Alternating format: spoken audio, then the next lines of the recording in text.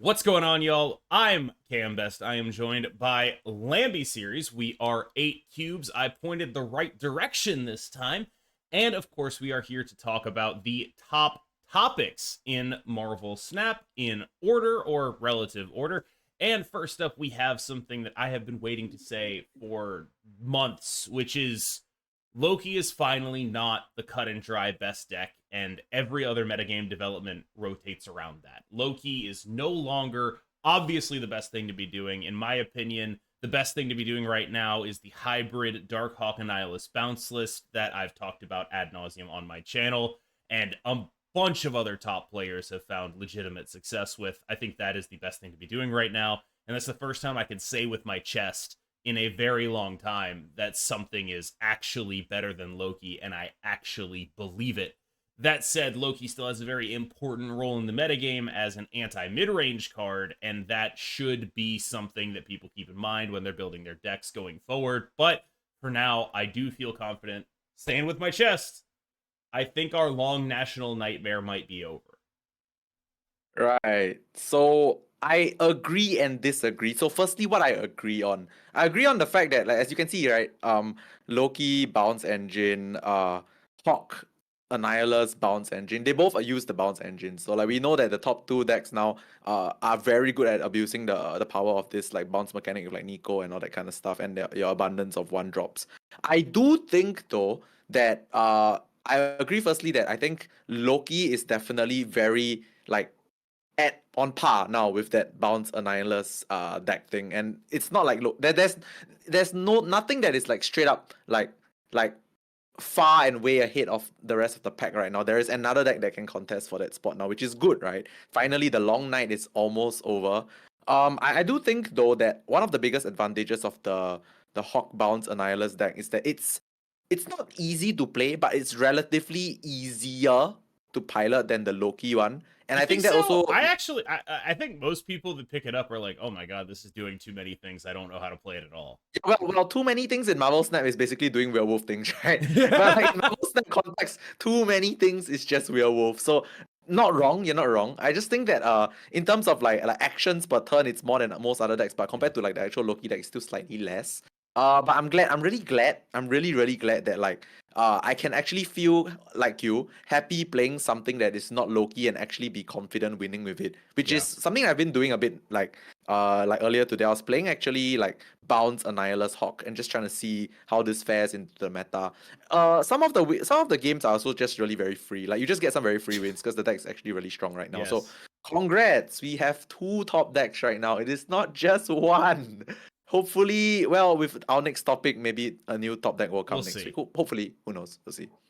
So it's not lost on me that we're talking about how good a Darkhawk deck is here when a card like Blob is coming out. And I think, my instinct on Blob is I really hope this card is good, but I don't think it's gonna be. Mm. And I'm worried that if it's not very good, it won't have the impact on Darkhawk that people expect or hope it to. Now, I do think that it's actually just very, very easy if you don't want to have the Darkhawk package in your Annihilus bounce deck. You can just play like, Enchantress Shang-Chi or something like that. You could just get away with it like that. And I think that that's like I don't think that shell is going to go anywhere. Basically, the bounce Nope. shell with werewolf and a stat stick like Sentry Annihilus it's too strong to go anywhere, I think, at this point. And weirdly, if it results in anything, it may result in Darkhawk not being a part of the list as it's currently constituted rather than anything else. But I don't think Blob is going to make these style of mid-range decks go away. It'll just make them rely on a different big guy top end, if anything. Yeah, it's definitely not gonna make like the Dark Hawk decks go away. I mean, like if anything, that deck doesn't even need Dark Hawk to win. So Yeah, honestly, exactly. But okay, but let's talk about Blob a bit. I have 2 points I want to bring to Blob, and I'm actually very like positively hopeful that it will be a good card. So the first point is I feel like Blob is one of those cards that, well, it's like an evolved Hulk for generic decks, right? Because the thing is, like, Evolved Hulk is very big and very powerful in the high Evo deck, but other decks don't really have access to that option. Like, it's basically like another generic Devil Dinosaur that we used to see splashed in many other decks. Because the thing about Blob is that you can play it in any deck. On turn 6, it's very rare it's not double digits in stats. Like you can say, okay, maybe it's a 610, maybe it's a 615, sometimes it's a 620, depends on what's left in your deck. You don't really know. But like the main point is that it's very often gonna be at least like 2 digits of stats, and it's quite big. So it's like if you play for tempo, play aggressively, play a lot of cards on the board,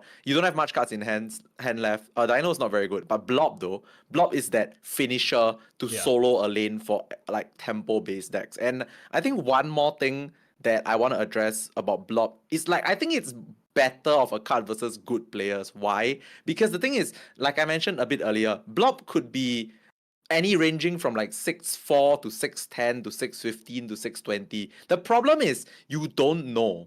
The opponent doesn't know how big it is. So how do you snap into something that could be from 6'10 to 6'20? Because a lot of By the winning threatening plays all are, 3 lanes. yeah, I mean, yeah, that works as well. But like a lot of the time, a lot of your game winning snaps and calculations are based on like, oh, I beat like Taskmaster even though it copies 28. But like with Yeah. Blob, you're like, okay, I can beat 610 Blob, but if I snap and the Blob is 612, I'm dead. If it's 614, I'm dead. Will I ever know? I don't know. I don't know what's in their hand.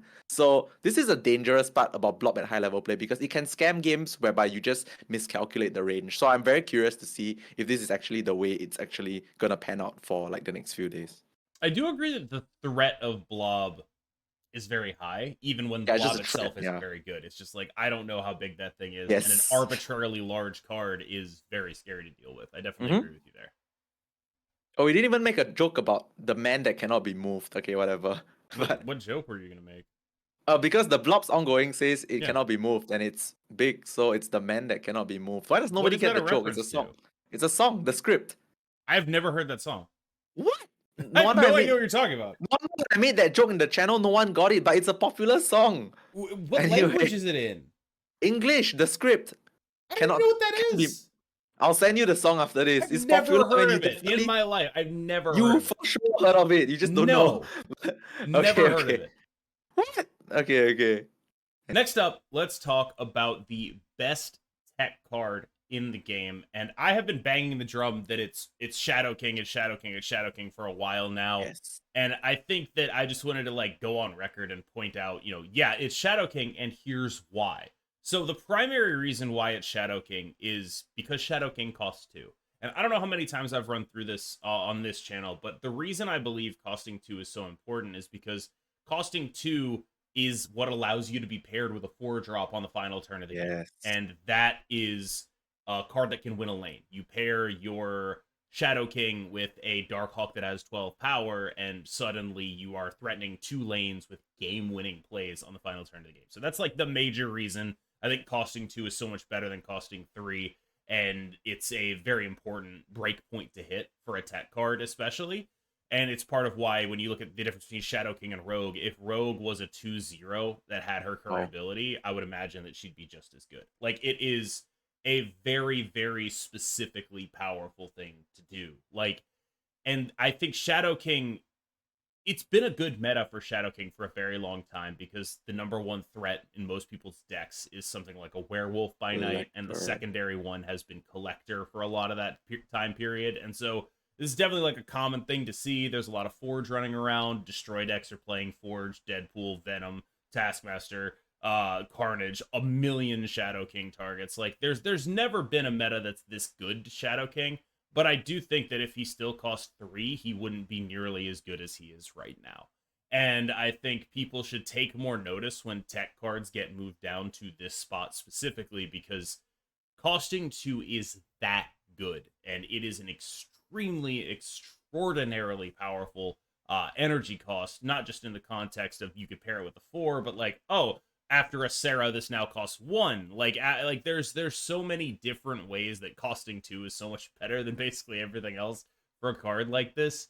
And I think Shadow King, despite being very good, like the fact is that Shadow King's effect is relatively on par with some of the other more expensive tech card effects, and he just costs less. And that is unbelievable, and you should be playing him in as many decks as you can.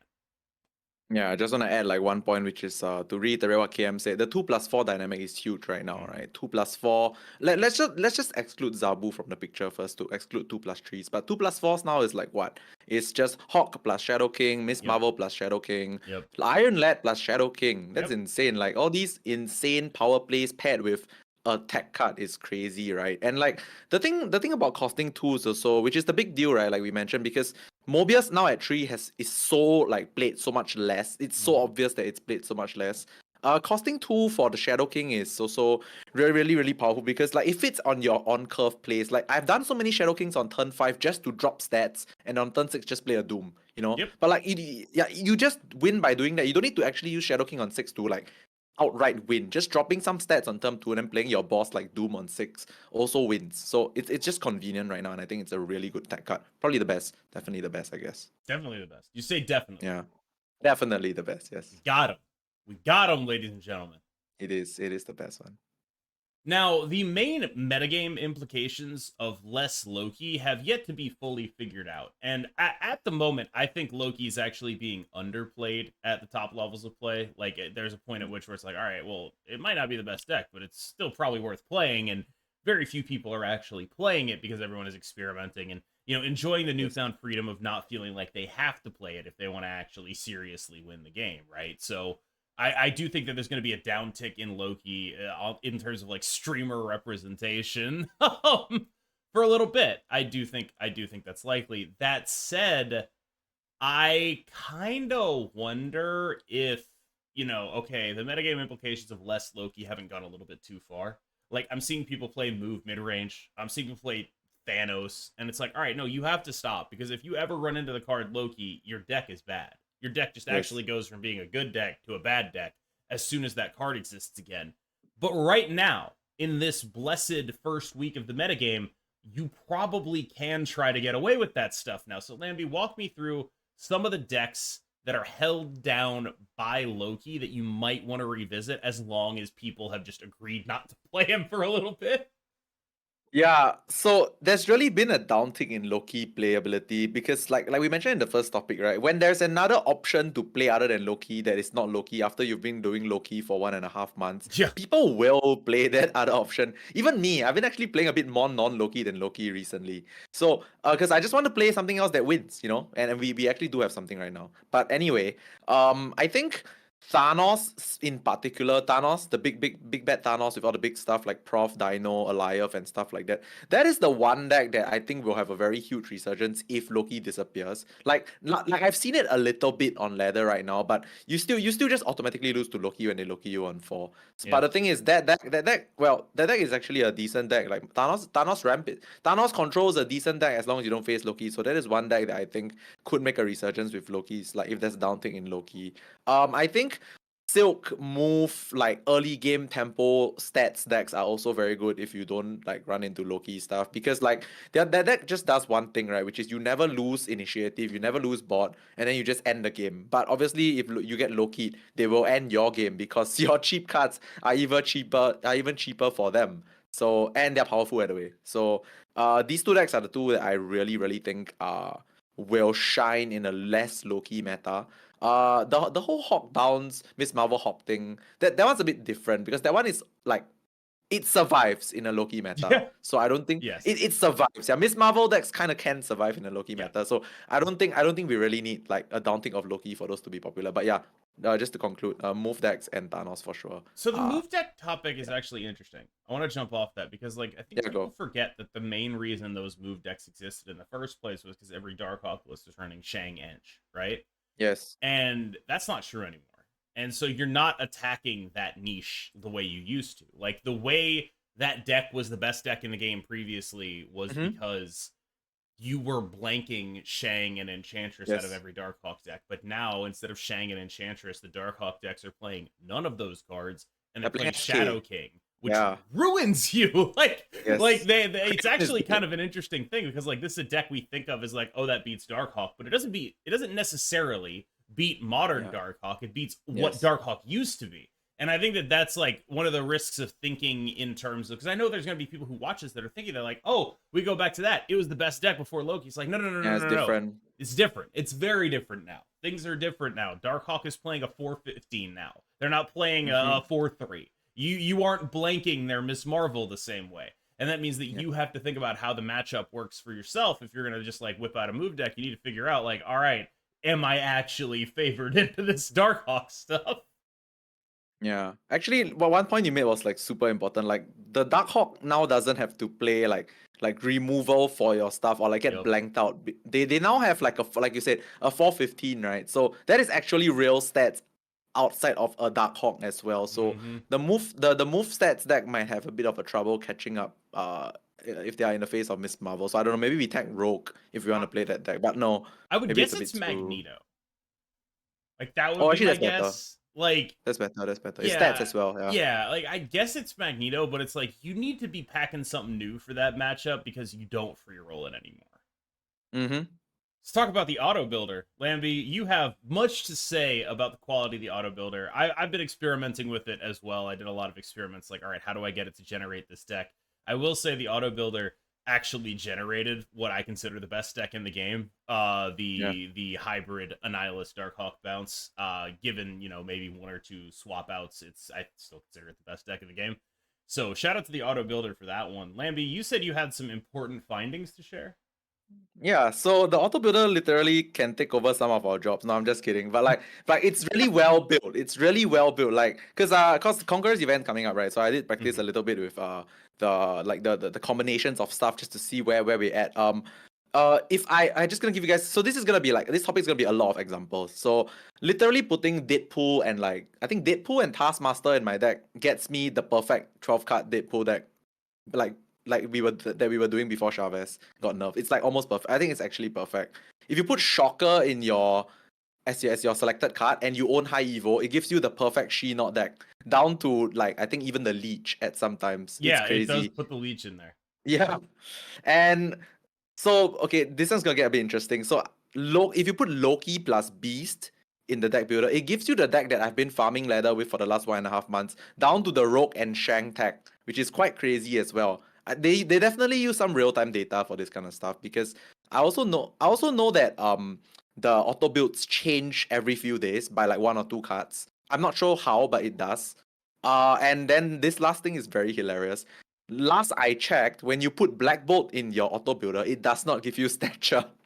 Yeah, and when you like, put stature in your auto builder, it doesn't give you Black black bolt. Yeah. I don't get it, but that's the one thing that I don't really understand. I've tried a few combinations, but I never get either Black Bolt or stature when I put the other one into the builder, which I don't really understand, but that's like the only flaw. I mean, robots are not perfect, but I mean, you know. the auto builder, as far as I can tell, is very far from perfect. One of the things I've noticed it doing, and I think it was someone who was quoting Educated Collins' video who pointed this out to Yeah. me, and then I started noticing it more, was you would see, like, okay, I put in card A and card B, and it just looks at whichever one of those it thinks is stronger, and then it makes a deck based on that. Like, I put Yeah. in Thanos and Vision, and then it made me Shuri, except Thanos was in there. Oh, I didn't try that. Yeah, like it was a very weird experience. It's like I was trying to get it to make a different Thanos deck. It kept making like one weird Thanos deck with like Miss Marvel in it, and it's like, why am I playing Thanos and Miss Marvel? Because True. one of them has a bunch of Yeah. ones. The other one is Miss Or if you put Marvel. Thanos in the deck but alone, it gives you some ongoing spectrum thing, right? Not me. It gave me it kept giving me this weird Thanos Psylocke Miss Marvel thing. But one of the things I was like, all right, how do I get a different Thanos deck? I put Thanos and Vision in there. I was like, oh, surely this will give me a different Thanos deck. Nope, it just gave me Shuri, but with Thanos in it. And I think that behavior sort of sucks in my opinion, because it's like, that's not a smart deck builder at all. That's just looking at 2 cards and saying we're building around this one, and you'll have a dead card. I don't like how it approaches those situations. And I do like, it is a very odd thing to happen, but yes, it is clearly based on live data. That I think was actually confirmed, and I am excited for the potential of this tool. Honestly, I really am. But it's definitely not like AI. Yeah, Or no, maybe it exactly. No, I was is, just in the kidding. sense that like It's not most AI is just like, data. yeah, like it's not like actually intelligent, like it's a predictor of what would make sense to go here, right? And it's only It's like as it's good like as those trends, trends. right? Yeah. Yeah, like the way I think of like large learning models is like imagine your predictive text on your phone, but like a million times better at it. Yeah. But that's not to say that it's actually like a human intelligence, right? Like there's still a very large gap between that and what a human is, right? It's very Mm-hmm. good at guessing what an answer looks like. And I Mm-hmm. think this is sort of the same thing where the machine is pretty good at guessing what a deck looks like, but it doesn't have like the necessary experience or understanding to look at something and be like, wait, that doesn't make sense. It doesn't have the ability to do that because it's not AI, right? Mm-hmm. And I think that that is the thing that sticks out to me the most about this deck builder, which is like it can be a very useful tool, but like there are some very clear and obvious mistakes that it makes that you would expect a computer to make. It's a computer. Agreed. Destroy was the best non Chavez deck to come from last season. And now that Chavez has been nerfed, I think Destroy and to a lesser extent Shuri are very underexplored decks right now, just as decks that are not Chavez decks. Decks that we're not playing Chavez anyway, and we're pretty okay. The issue that Shuri has is more of a metagame one, where it's like, boy, there's a lot of Shang and Shadow King running around. The issue that Destroy has is A, Shadow King pretty good there too, but B, it's like just on the edge of being very good. What do you feel about Destroy right now? Honestly, okay, this is kind of like my hot take, and Hmm. this is like solely based on personal experiences. And there's a good chance there's a bit of a skill diff thing here going on as well. But I like queuing Destroy into the Shadow King decks. I really like to queue it into the because it's a few things. Because firstly, the Shadow King decks don't always run Shang. In fact, a lot of them don't run Shang anymore. So Shang, one thing that Shadow King cannot deal with, it cannot deal with death, and it cannot deal with Yeah, null. And true.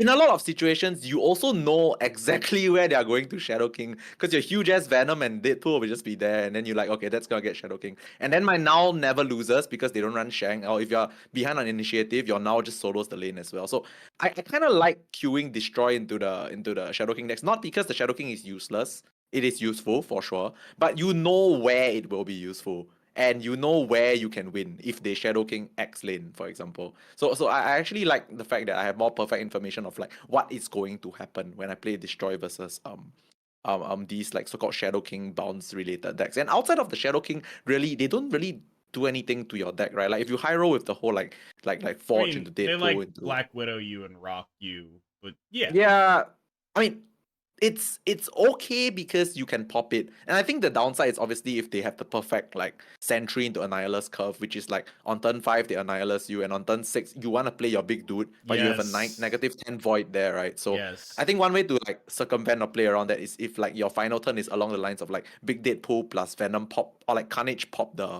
yeah. the void, but that's kind of rare also because you would have used Carnage in the early game. So it's I would say it's actually a bit favored for Destroy still, but not by much. It's It just because like yeah. you still have to beat Shadow King. Yeah, you still have to beat Shadow King, but like it's not difficult to beat.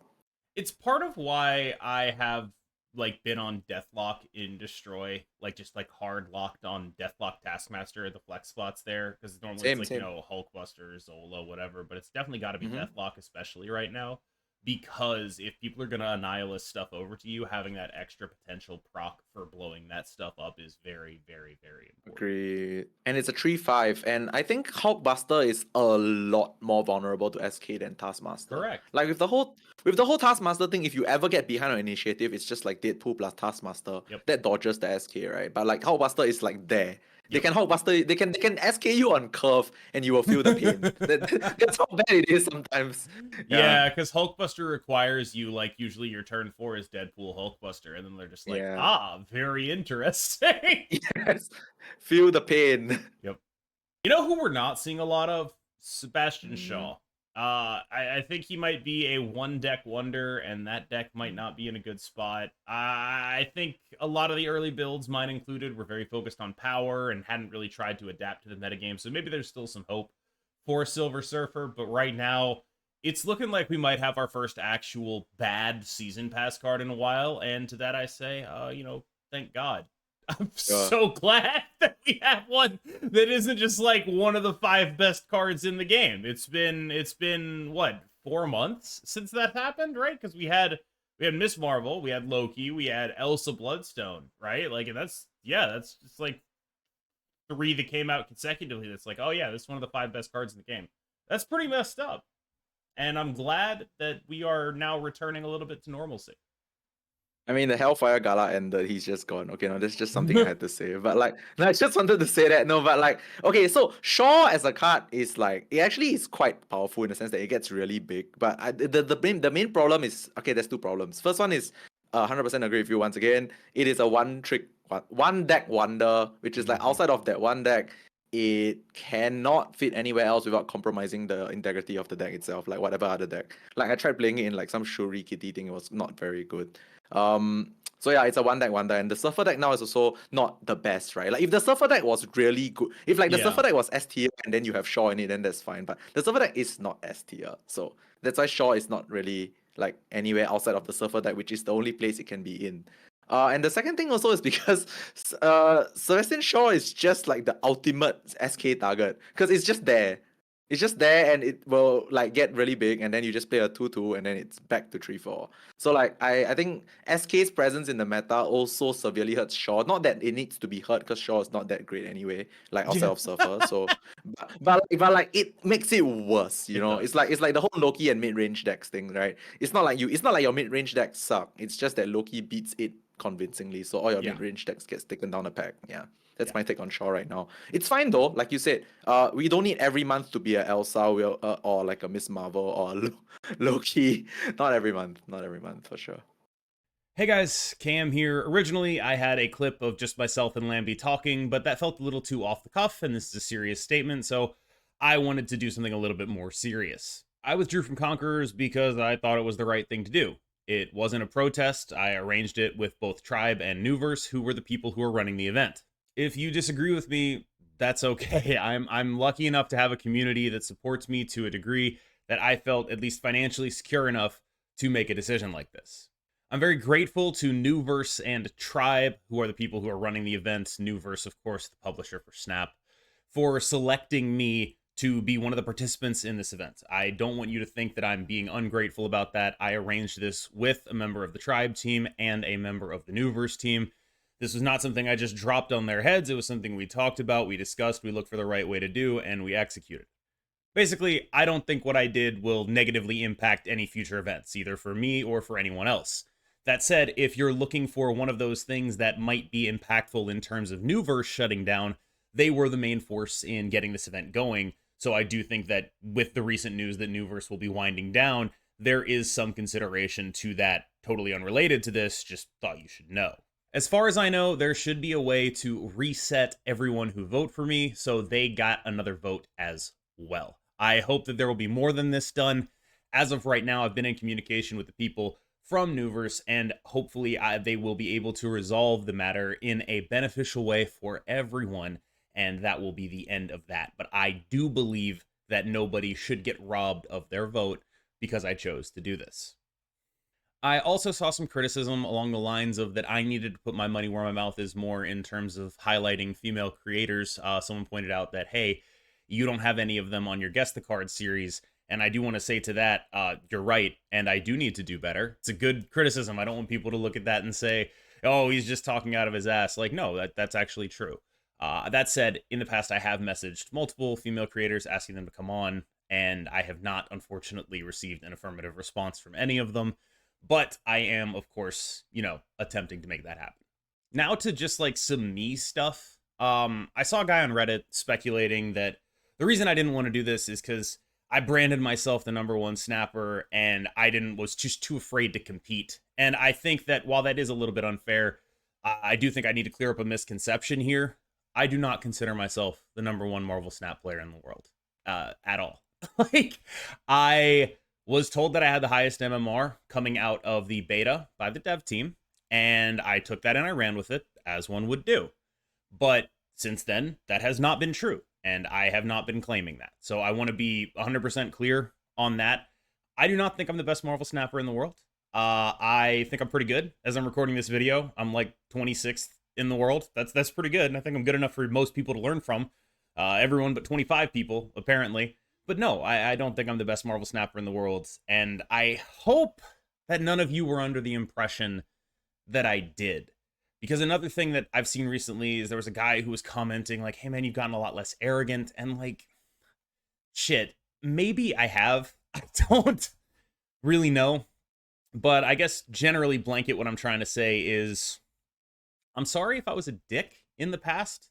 I mean, not if you were a dick, but I'm sorry if like I hurt your feelings in a way that was unprovoked, and I apologize for that. Or if my persona was, aggravating to you in some way, you being used like at large here. I don't really know how many of these people this is going to reach. This is of course like the end of a YouTube video on my channel, and if they don't like me, they're probably not watching, but I do think it's important to like hold yourself accountable when you're doing stuff like this. If you're going to like take a public stance, I need to work on myself too, and I think this is a good avenue to do that in. I mean, I never set out wanting to be faker, not that I was, Jesus. But I wanted to be day 9, and that requires, a lot of work on myself in order to be such a cheerful and incredible person.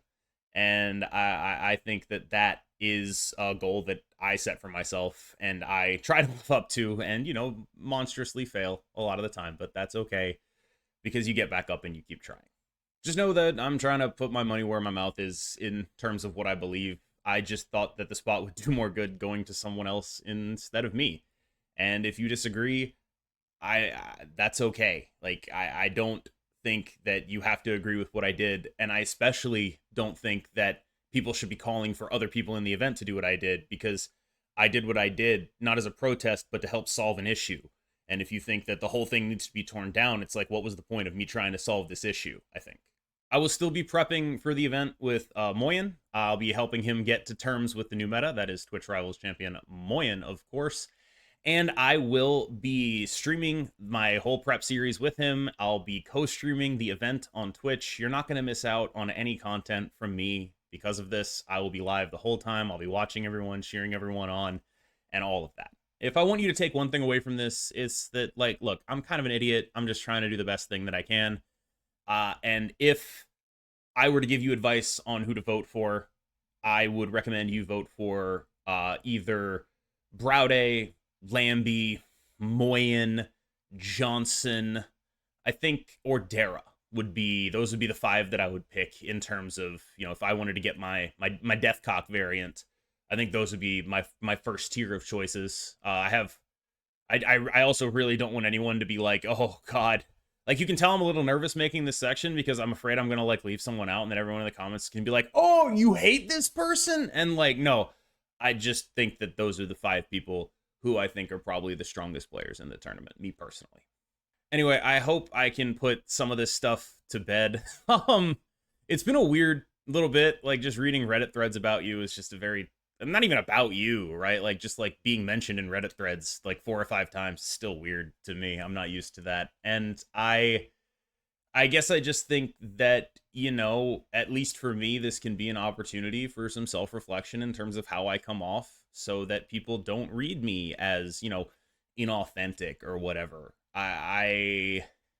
It's sort of frustrating to read that because I'm pretty much me.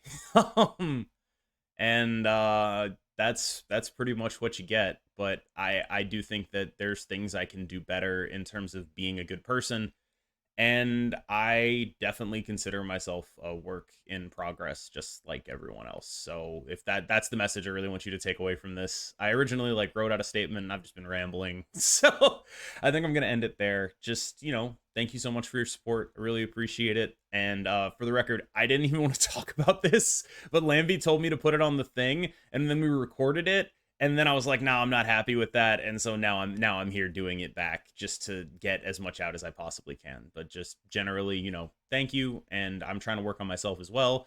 And frankly, hopefully everything will be resolved such that this is not really a big deal at all. Thanks. All right, y'all, that's going to be it for this episode of 8 Cubes. Thank you so much for everyone who stuck through it that whole time. Thank you. I really appreciate it. As always, I've been Cam Best for Lamby Series. We will see you in the next one. But remember, like, subscribe, both here and on Lamby's channel. Lamby, take us out. Alright, so since KM already told you to like and subscribe, I'll tell you to comment below what you think as well, Ooh. because you forgot the third golden rule. But You're good. with that being said, thank you guys for being here. We'll see you guys in the next one on my channel. Bye-bye.